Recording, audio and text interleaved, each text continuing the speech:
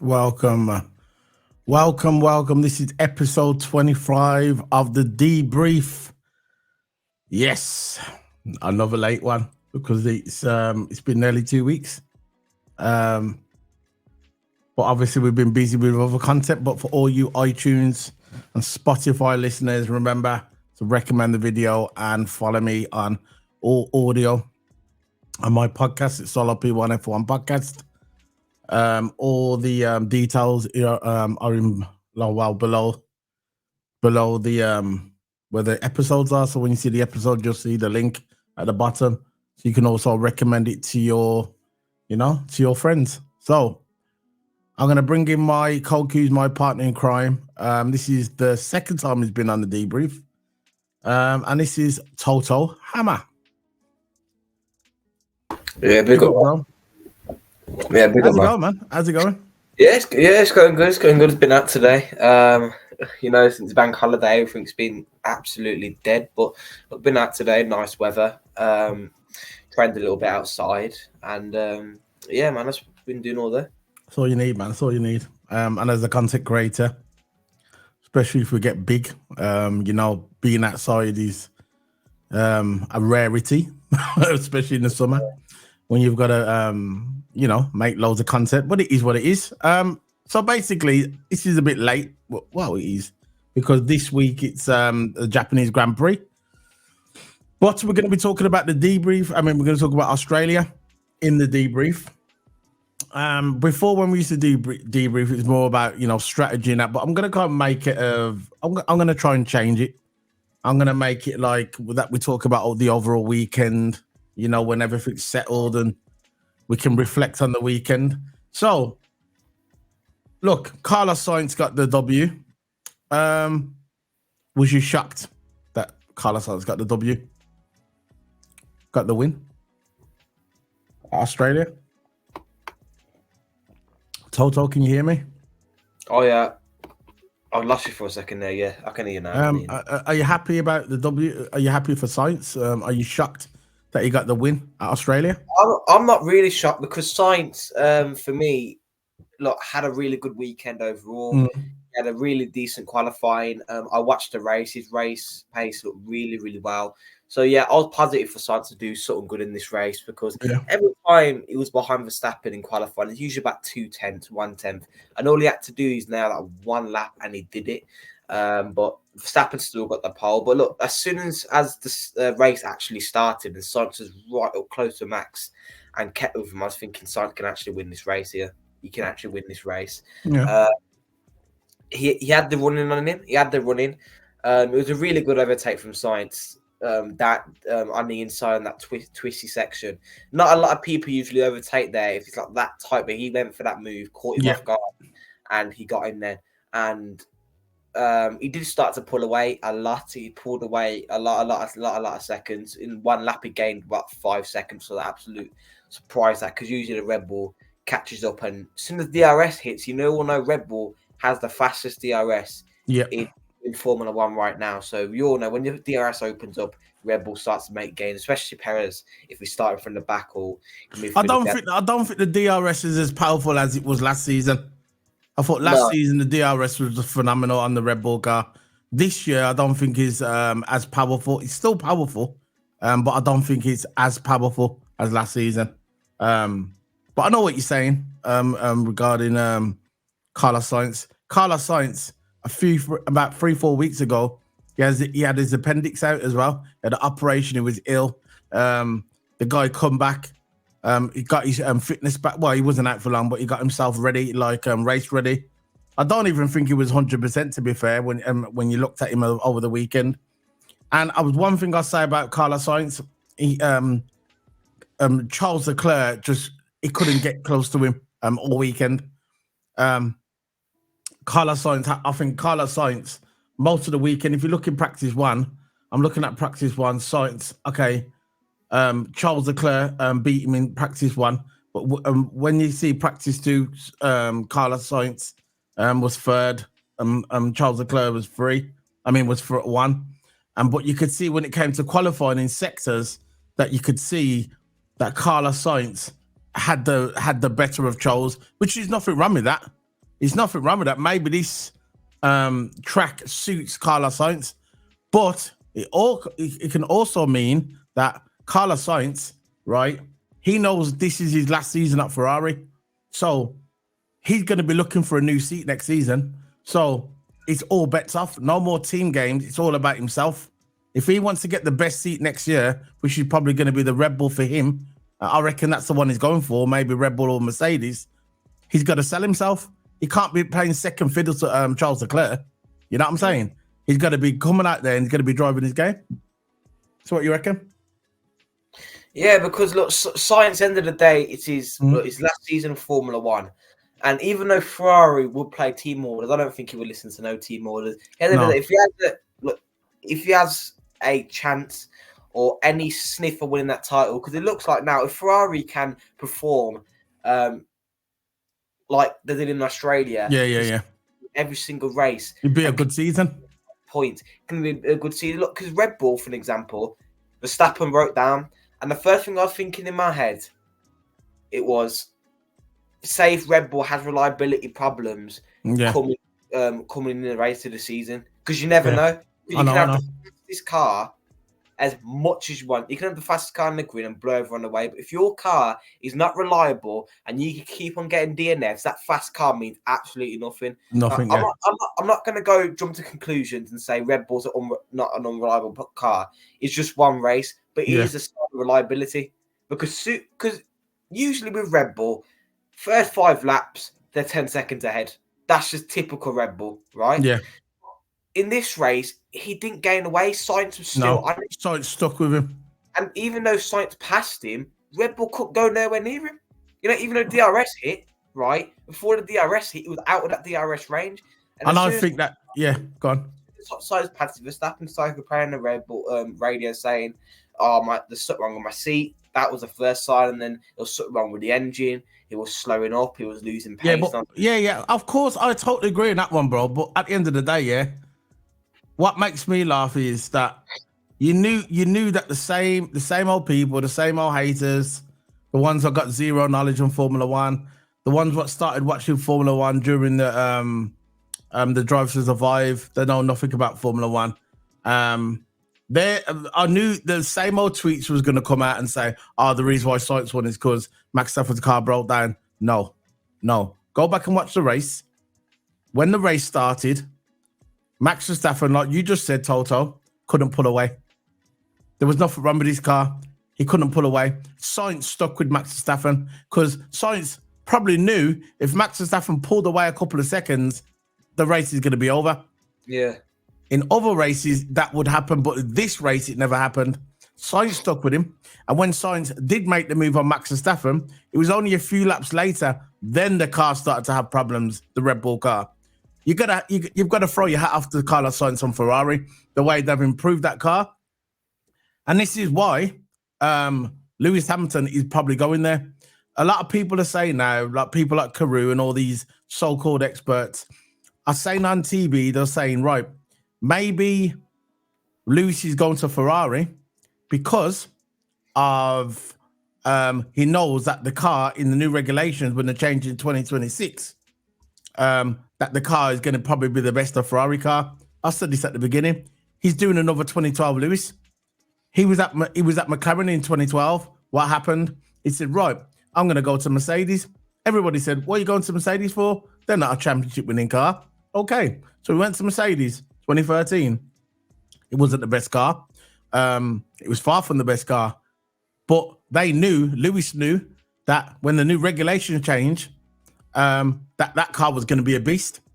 And I think this is what Lewis is thinking of now. They've probably told him, look, this is what the car's going to look like. I wouldn't be surprised if Toto Wolff said to him, look, you're not going to win a championship here no more. We haven't got the car to do it. Why don't you go to Ferrari? And I wouldn't be surprised that was all talked about in the back. I don't know that for sure. I'm just a normal podcaster who just comes on YouTube and guesses most of the time. I'll just give you my opinion. But I think I wouldn't be surprised if Toto, because Toto is close to Lewis. They're very good friends. I wouldn't be surprised if Toto said to him, look, go to Ferrari. You're not going to win a championship here at this team. What are your thoughts on that? This is what I think anyway. Wow. You can see that Mercedes, the only way they're gonna like come alive is when the next regulations come. Because at the end of the day, their car is not going to change while this regulations come. No. Just like the only two teams are really going to be fighting for it is Red Bull and Ferrari.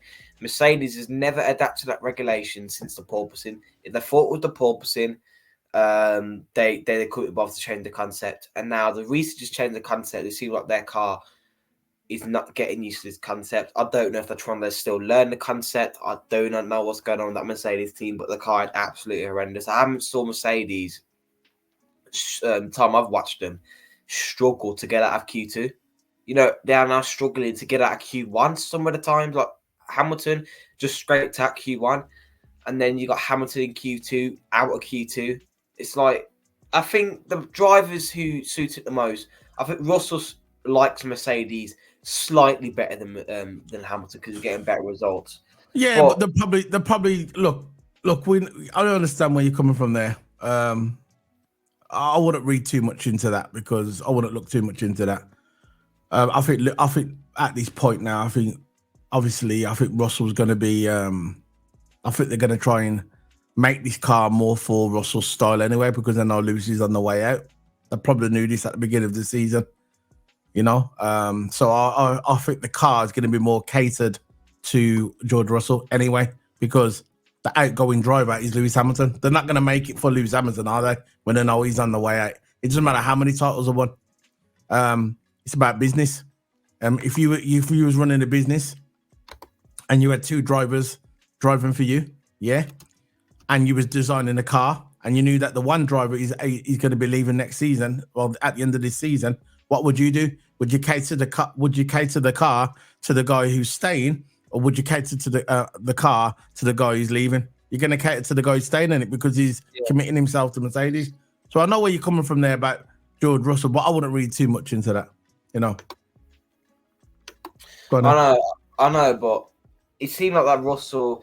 We don't know who's going to be used to the car. We don't really know, but it seems like Russell is getting the better out of the car. But but you can also say that Mercedes could be not giving Hamilton the upgrades because of course he's leaving, and I'm going with that. You know, because he's not. Yeah, go on. Because Hamilton usually he has got his strong tracks. Suzuka's one of his good tracks. You're always good there. So let's see what he can do, Suzuka. He might pull off a top 5 result. Look, this is how low the standards are dropped for Mercedes because we don't even. It's going to be a challenge for them actually getting a podium. I think they can get a podium this year. You know, there could be like safety car issues, maybe a wet race where it all come down to skill. The car as well is really, he's part of that as well for getting on the top. But there could be a wet race or a safety car or a DNF in one of the top teams. Anything could happen. I still think Mercedes can get a podium. But I'm not. Yeah, of course. If you're on about winning races, I think that's still going to be a challenge because have they got the actual power to do that? Because Hamilton was complaining that Mercedes weren't actually getting. They were really struggling with top speed. They were really struggling with top speed, so they couldn't really, rely on the car in the race for top speed. Cause they were good in corners, right? It's good aerodynamically, but as soon as it comes to straight line speed and trying to get to that maximum limit of top speed, that's where they're struggling. Yeah, I'm gonna retort that. I'm gonna go back on that. I don't think Mercedes are gonna win a race this year. This is my opinion at this point in time. I know we're only the 3rd racing. It's gonna be the 4th racing soon. I just don't think Mercedes are going to win a race this year. So we've had Bahrain, we've had Saudi Arabia. This is Australia. And the next one is Suzuka, which one of my favorite tracks. You know this. Silverstone, Suzuka, Spa. Them 3 are my favorite tracks of all time. Suzuka, Spa. Yeah, Suzuka, Spa, and Silverstone, them 3. Absolutely amazing tracks. The new tracks, the new gen tracks, I do like Saudi Arabia. I think Saudi Arabia is a lovely track. A nice, good street track, pure power. And they're moving it as well. They're moving it. They've only been there for years and they're changing location in a couple of years, which I was a bit upset about because I really, really like Jeddah.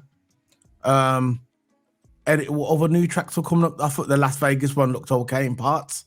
Some of them, there's a few dodgy corners, but apart from that, I thought the Las Vegas was all right. I think out of all the new gen tracks, the one I don't like the most, the one I just despise out of the new gen tracks, I just don't like Miami. I think Miami is just it's a horrendous track.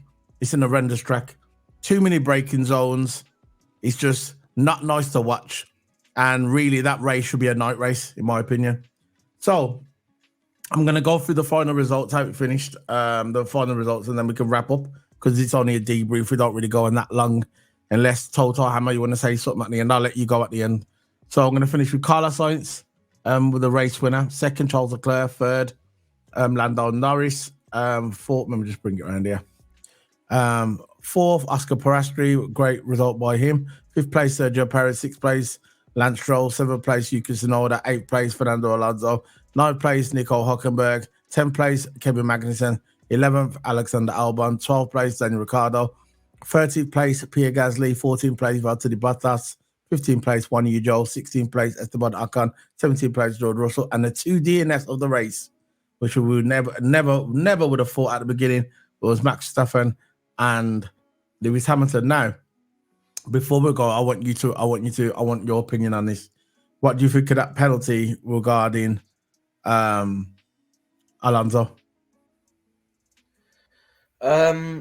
Is it the penalty? What was the with penalty George Russell? With George Russell. Oh yeah, that's the one. Alonso did nothing wrong. I don't know what people are complaining about, saying Alonso brake tested him. At the end of the day, I said this in the race review as well, that all Russell did, I watched the race from my own eyes and I saw Russell, he went into that corner at, I don't know how fast, but it looked like he went into there full speed. It was at the last lap. He could have held it out, right? But he got angry because Alonso was defending really well. The amount of experience he's got, right?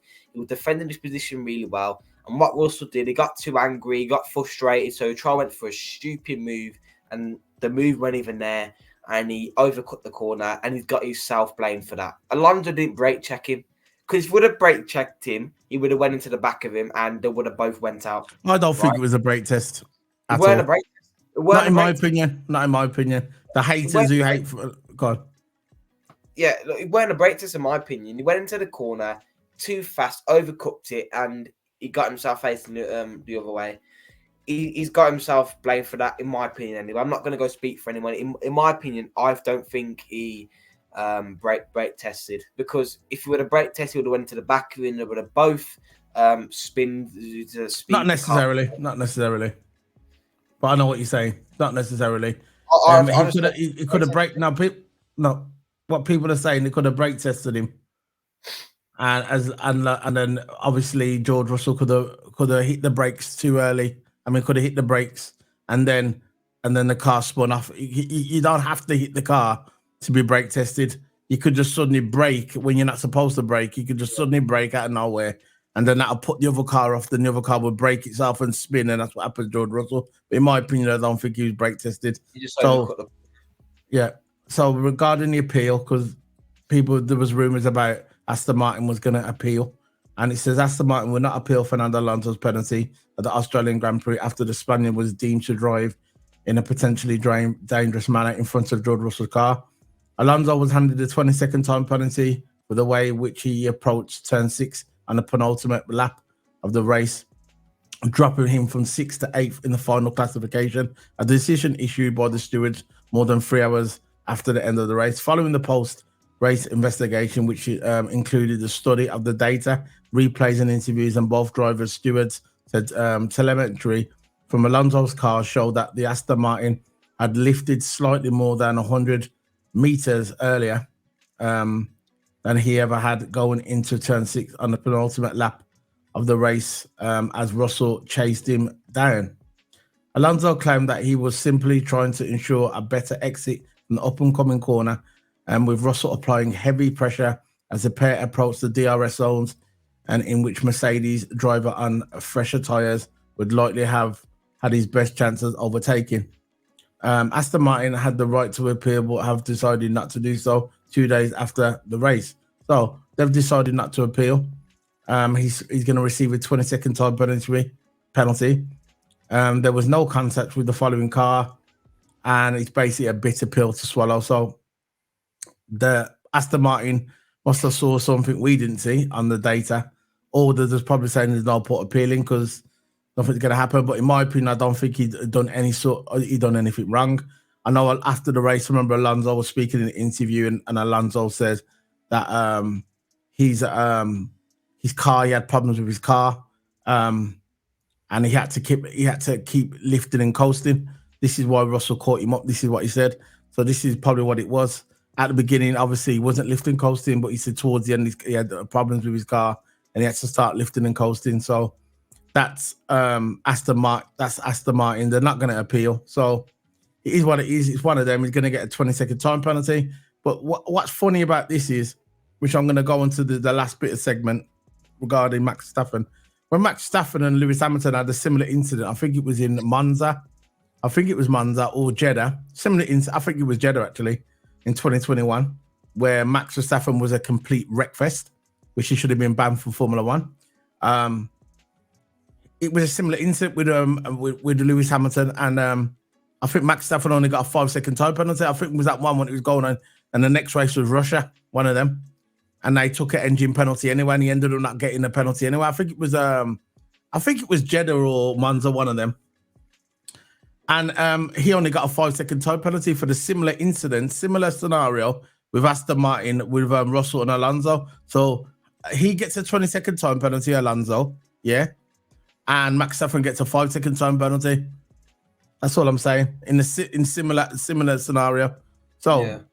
What's your thoughts? What's your thoughts on, before we're going to wrap up now?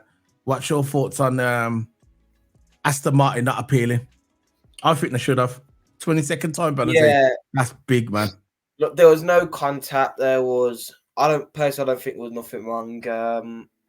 Because look, that cost them points in the constructors. A 20-second time penalty. That is more than harsh, man. They should have definitely appealed that, because they have lost a lot of points in the construct. They could have lost a couple of points in the constructors, but I think Aston Martin should have appealed it. If they think that there's no contact, if they think there's nothing wrong with it, and it's fully 100% with all proof, Aston Martin should have definitely went forward on it, and they probably would or wouldn't have got it. We don't know, but at least they have tried, because in my eye, there was nothing wrong with that.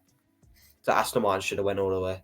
And it said, I think he was 6th place at the time, I think, and I think he's got demoted to 8th place with a 20-second time penalty. And for a similar incident with Max Verstappen, he only got a 5-second time penalty. So we know how this is. We know how it goes with these guys. One rule for one and one rule for the other, and that's it. So we're going to be wrapping up now. Before we leave, remember for my iTunes listeners and Spotify listeners, remember to follow us and recommend the podcast to your friends. So a lot of people, just go on iTunes or Spotify or Amazon Music or Stitcher, any of them. Just put in Solo P1 Podcast, you'll see my logo. And it's the same logo what's on my YouTube, by the way. Just look for that logo and remember to follow the podcast and recommend it to your friends. And that's for the iTunes listeners. And for the YouTube listeners, big up to everybody. Remember to hit that subscribe button. And we've got anything to say, Toto Hammer, before we leave? Nothing really else to say from my end. Nothing really else to say. All right, big up, man. Respect. So see you later, guys. Big up. Bye. On the brakes.